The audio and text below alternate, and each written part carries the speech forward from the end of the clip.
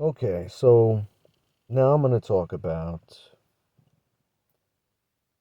my calling, I guess you could say. It was like, a mentor of mine talks about it in one of his books, and he says, not everyone is called to do magic. Maybe you might be interested in it, but it's not really your path, and that's okay. Now, I had had an interest in it since, watching things like Star Wars, like the Jedi and the Sith in it when I was a kid, watching Obi-Wan Kenobi, move things with his mind and, manipulate people with the mind. And I was like, he's like a wizard. And watching things like Lord of the Rings, like the cartoon, because they didn't have the movie then. Seeing wizards cast spells and control the elements. I was always drawn to that. But my family was religious, and they brought me up into their religion. And that squashed, for a time, my magical uh, focus. I was always still interested in it, but my focus was changed. And I heard about the prophets, supposedly from the Old Testament, the prophets of old who could do all these miraculous things. And so, even in Christianity, it had its own type of magic. And I heard about Moses supposedly having his hands lifted, and as long as he kept them lifted on the staff, and his brother had to hold him up because he couldn't keep his arms up because it was so long, the battle. It was, then the sun was still up. Crazy stories of transmutation of old prophets like Elijah, where he made more liquid come out of this thing where, like, this widow only had a certain amount of food and drink, and he kept making it just flow and flow and flow and flow, just creating it literally out of thin air. And even stories of, it might have been Elijah or Elisha or one of the other prophets, of someone who supposedly mocked them or the Christian God or something at the time in the Old Testament, and basically the prophet, nice guy, basically um, had bears go and maul these people who mocked them. So the Bible has its own magic, and so I still was like, okay, it's still there. Maybe I'm still allowed to practice within this paradigm. And I've heard of miraculous healing supposedly happening within my denomination at the time, because there's lots of denominations of Christianity. For some of the people that don't know, like there's Protestants and Lutherans and Roman Catholics and um, all sorts of Pentecostals and born again Christians and all sorts of denominations. Ones that believe in the gifts of the Spirit, others that believe it's false. They don't know. They're all just pick different parts of the Bible and different things that they believe that's the truth.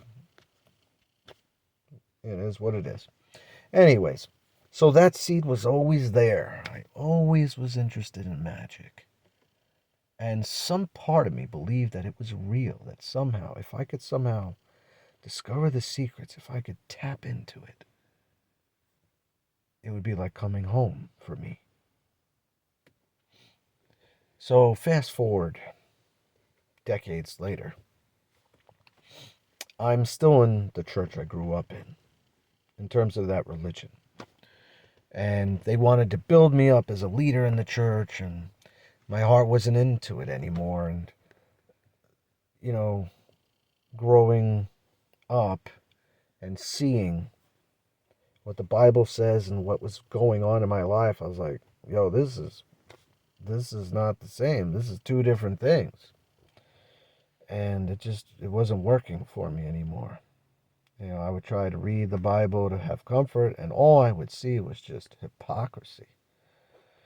I'm supposed to be reading this book about this infallible, perfect being that makes mistakes and regrets what it does and doesn't foresee everything.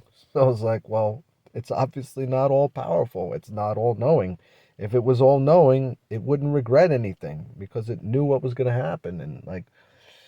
And they have the perfect scapegoat, the way they tie Jesus in and everything. It's like no, like it's sorry guys, gals, it's not working for me.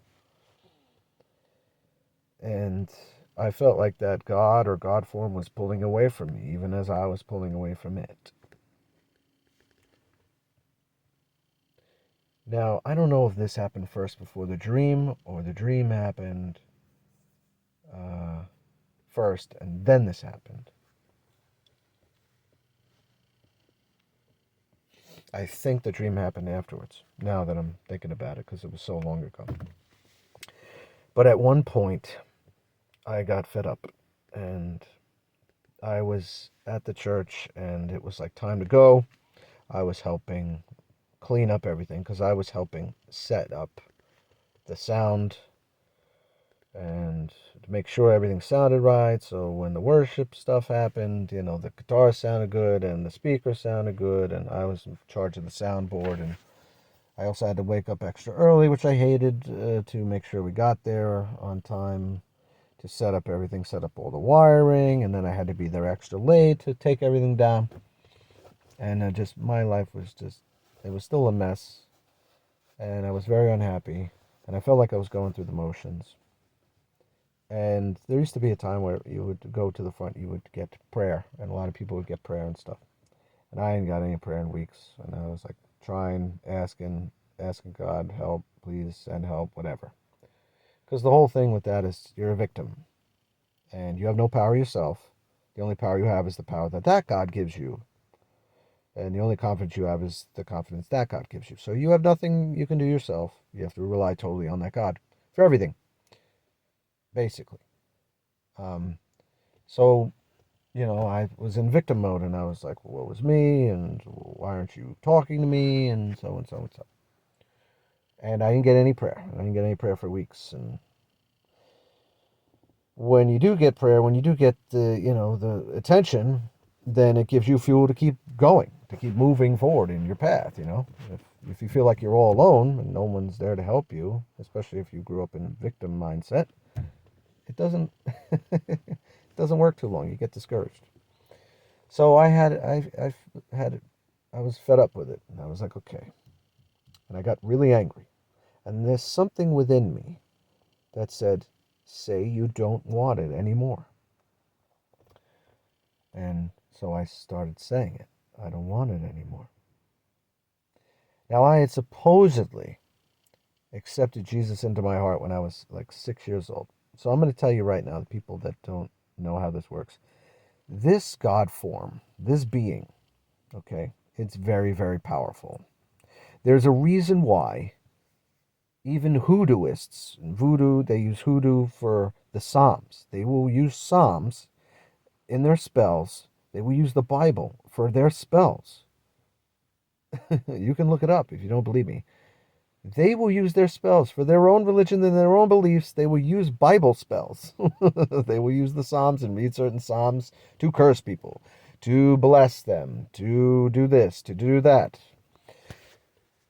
That God doesn't seem to care how you use its power, as long as you are still using its power so that it can, by that recognition and acknowledgement, grow even more powerful.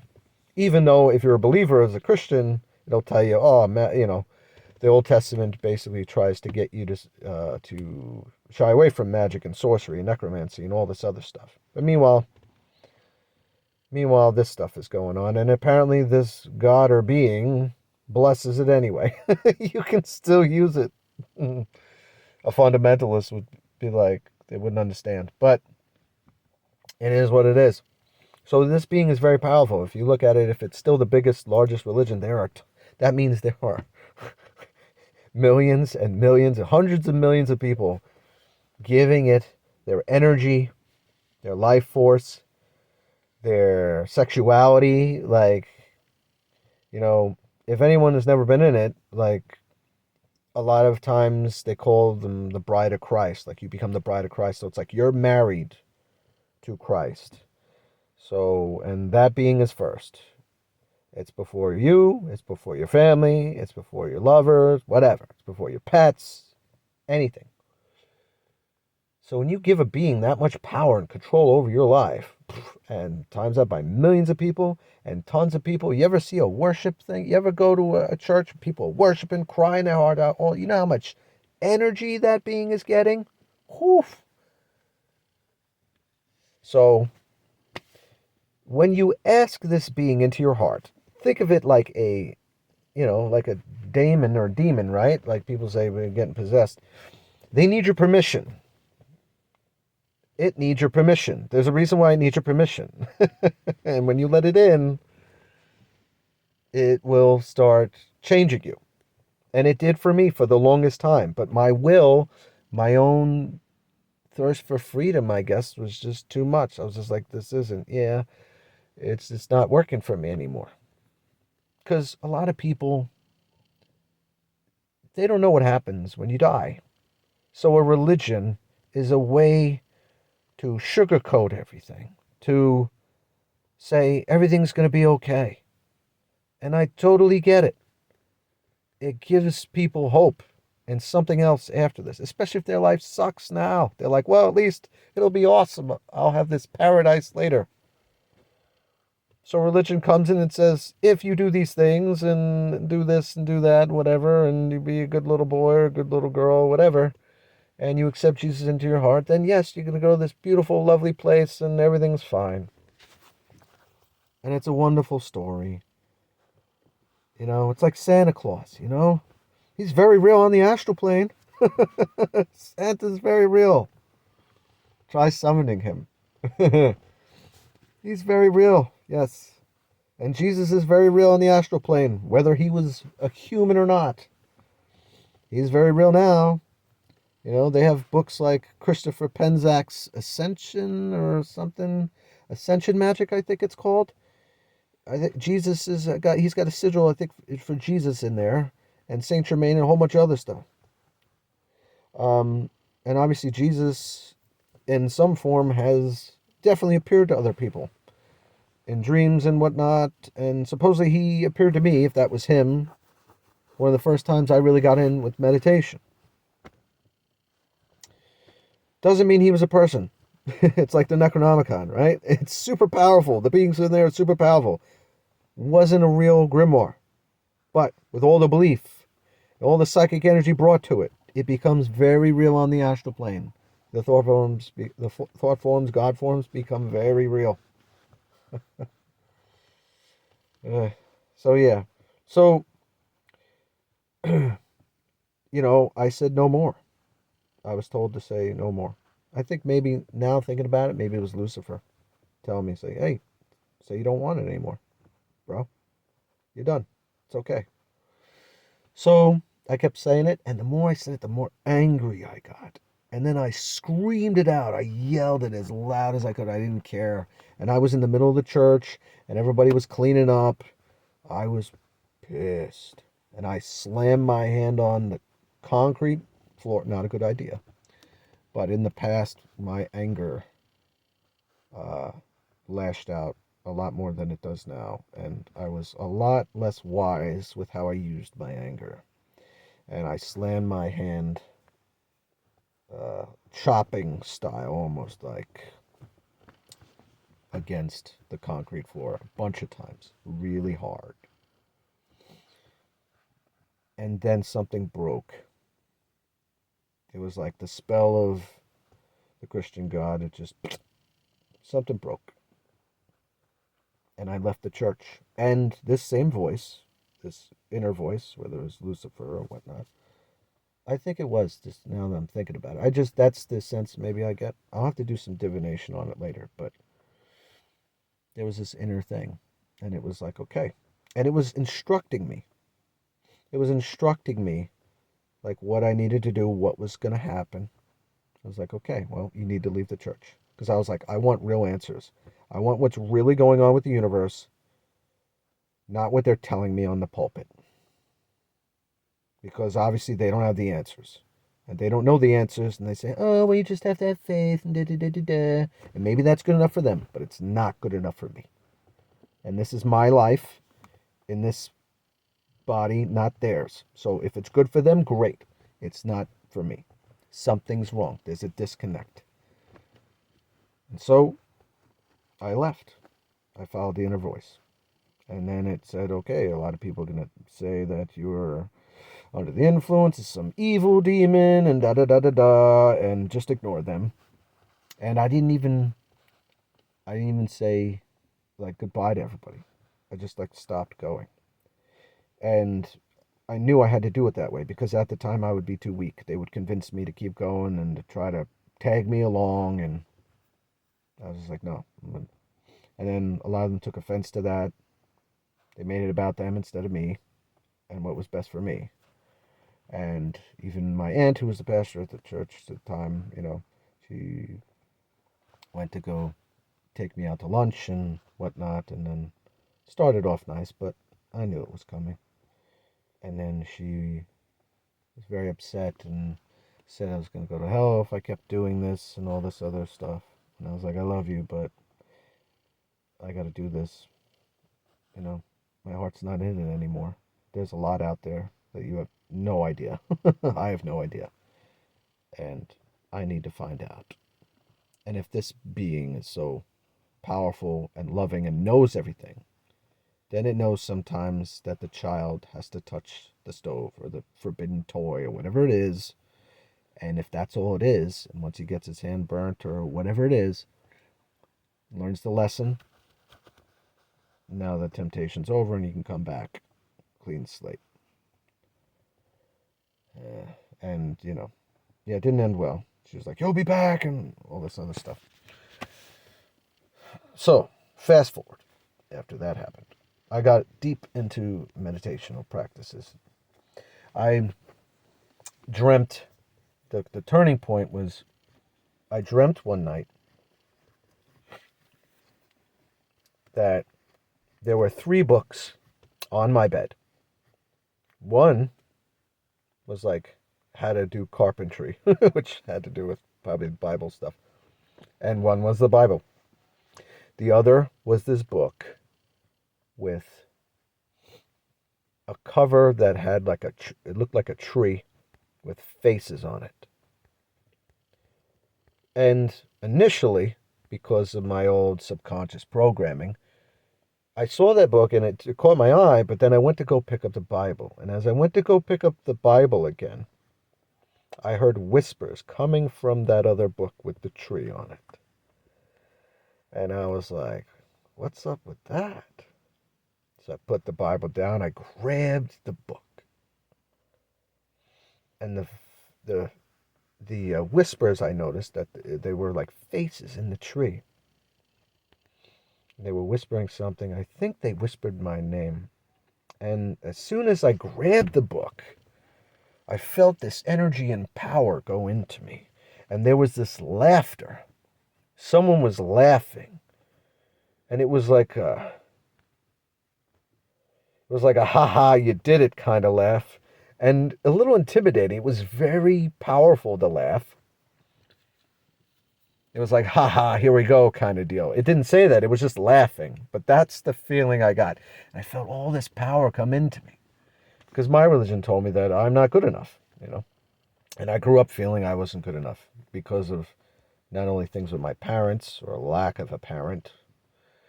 And the parent that I did have did the best they could, but they were quite abusive and they had their own problems, which led to other things that I won't get into at this point. But so I felt like I wasn't good enough. And when the religion said, hey, you're not good enough, I was like, hey, I recognize and identify with that.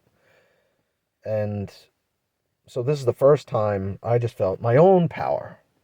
And I'm like, what's up with that? My own power, my own confidence. What? And then right after that happened, and I had the book still in my hands, the cover melted away.